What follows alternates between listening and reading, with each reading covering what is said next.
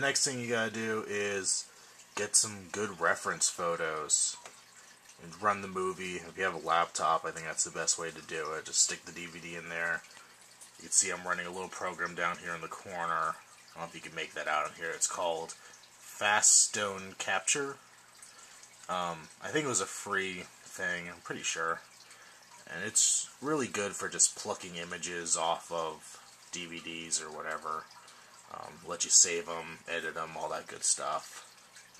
And I recommend doing that.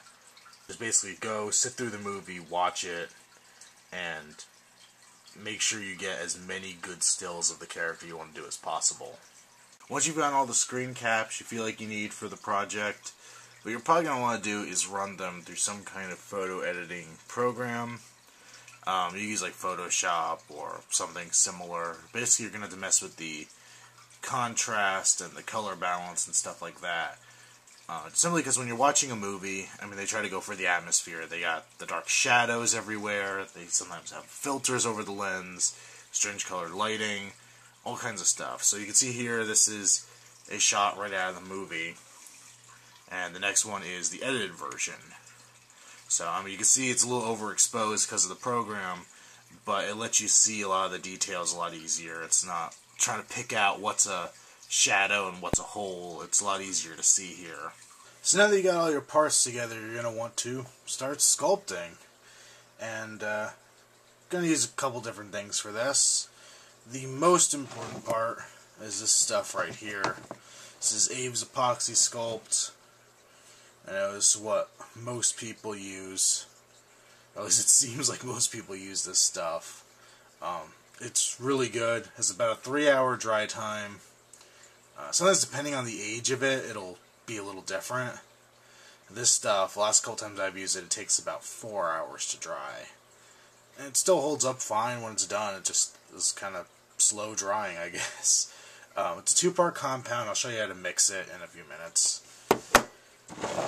And then you're going to want some water. This is clean water. It's just a really dirty cup. Sometimes you want to wet the epoxy sculpt itself, but for the most part what you're going to be wanting to do is wetting your tools so that the epoxy sculpt doesn't stick to it.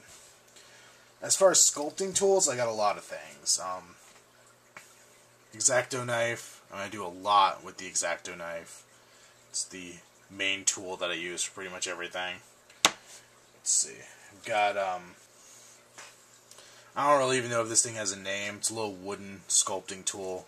It's got this flat, broad edge at here, and the back it's kind of like a curved section. It's flat on one side and rounded on the top. You can get a lot of good shapes with it, and you could also use it just kind of maneuver parts around sometimes.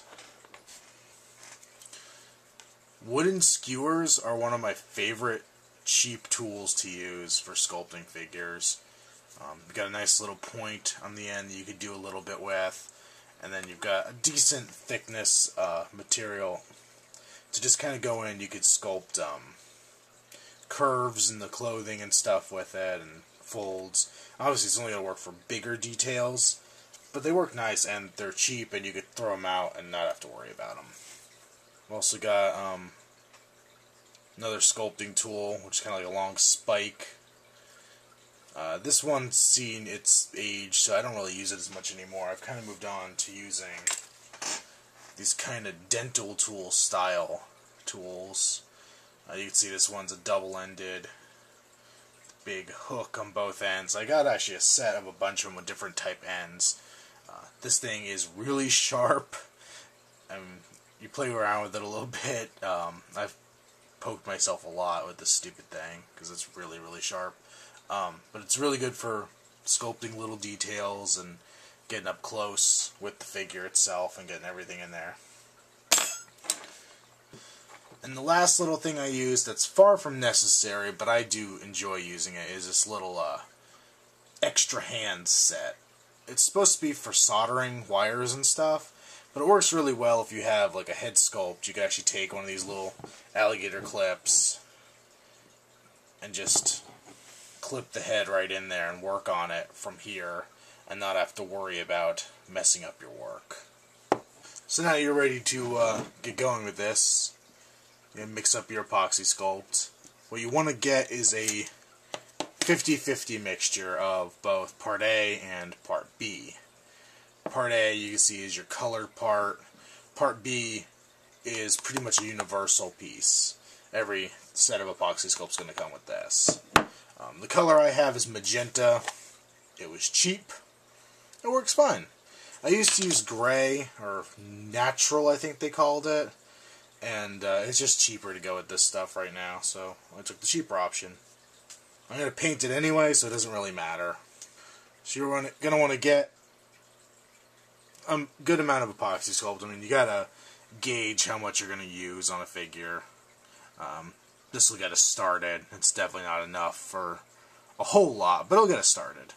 I like to roll it into a ball. I'll show you why in a moment.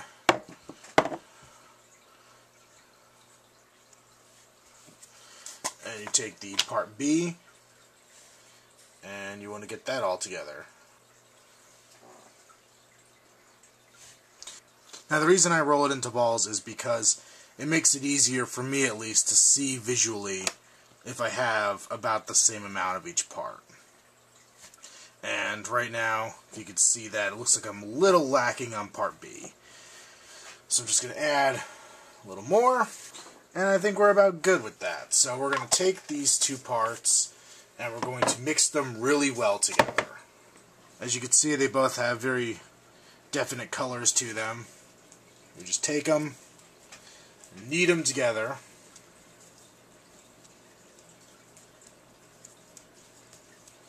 and as you can see, you start getting the blend. You basically get that bright magenta color we had in the Part A is now being dulled down by the gray. But you can't see any spots of pure magenta, and you can't see any spots of pure gray. And that's basically how we know we have this mixed to a satisfactory degree. So now that we have it, we're just going to take it and apply it to the figure. What we're going to start off with on Leslie Vernon is his thermal shirt. The thermal shirt's going to have a lot of detail on it, so I figure that's a good place to get started. And it's not a very thick material, the shirt, so we're going to make a pretty thin coat across his body. As I said before, you got about 3 hours to mess with this stuff, so you could take your time. It's the great part about epoxy sculpt is compared to working with something like Mighty Putty. Mighty Putty, you have about 5 minutes tops, and honestly, I always found that at about 4 minutes, you weren't really going to be able to do too much more to your stuff if you'd messed up. So this, you could definitely work with a much larger area, and it just gives you a whole lot more freedom than something like Mighty Putty. Now you want to make sure you don't get the stuff in the joints.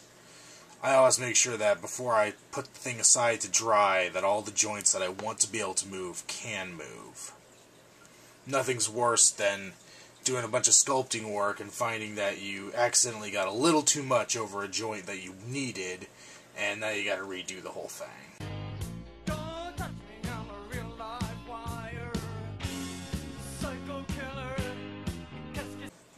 Alright, now that we got a good amount on the figure itself, we're going to start eliminating parts of it to get the detail we want. We're going to get our X-Acto knife here and just start going around the areas where we don't want the stuff. So we know we want to get it out from around this arm joint here. Make sure you keep wetting the tool you're using so that it doesn't just get a build-up of epoxy sculpt on it. Now we're going to go to his neckline, and in most of the reference photos it's pretty hard to see where it starts because his overalls overlap it, but I'm going to guess we could just take it around here.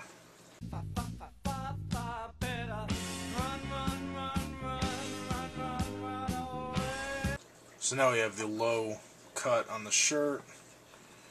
We're going to go in and do the hole here in the chest.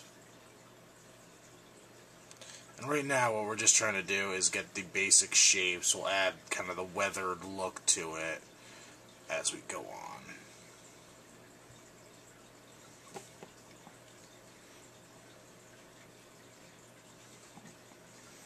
And then you want to keep just looking at different points in the clothing where there are holes. There's some up here. There's a couple little places where he's got some tears. Actually, for these, switch over to the hook. These are pretty small. And you can go back in and start just kind of adding the weathered, torn look into these areas.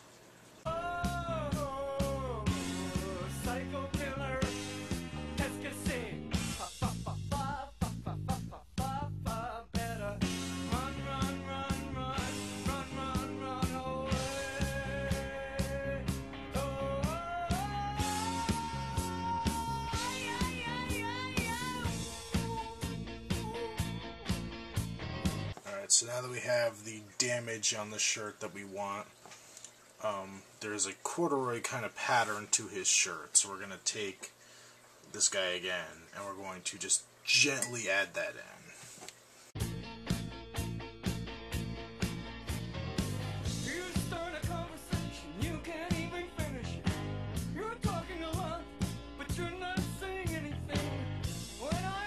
Once you do something like that, you may need to go back and just touch up some of these cuts. So now that all that's done, we're going to go and we're going to take the figure and add in wrinkles in the clothing. Now this part's kind of interesting because depending on how you feel the figure should be neutrally posed, you're going to have different ideas of how the wrinkles should go in there.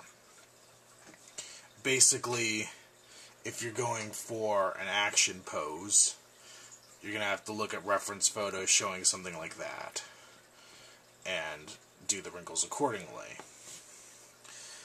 I like to think of it in terms of looking at the older figures by a company like McFarlane or something, where you would have had probably the arm in a position like this or something, where he's got the scythe up ready to strike, and you were limited to a pose like that. In that case, this area would be smooth for the most part. You'd have the wrinkles going in different directions over here and stuff because of the pose he's in. Since we have a fully articulated figure, what I like to do is just try to find references of him standing in a neutral position, such as this, and using that, because it gives it the most possible features, I feel. But if you want something in the vein of the McFarlane stuff, or you intend that he's always going to have his scythe raised above his head or something like that, then use that for your reference point. We're going to use this guy here, dip it in water, and just gently come in here and add some wrinkles. You could use plenty of different tools for this. I've used the skewers for it. I've used parts of paintbrushes. It just depends what you want to use and how you want to use it. Say something once, why say it again? Psycho killer, qu'est-ce que c'est? Now, it looks a little weird right now because we don't have the wrinkles for basically the rest of his clothes, the overalls on there. And once those are added, it's going to change the look a lot.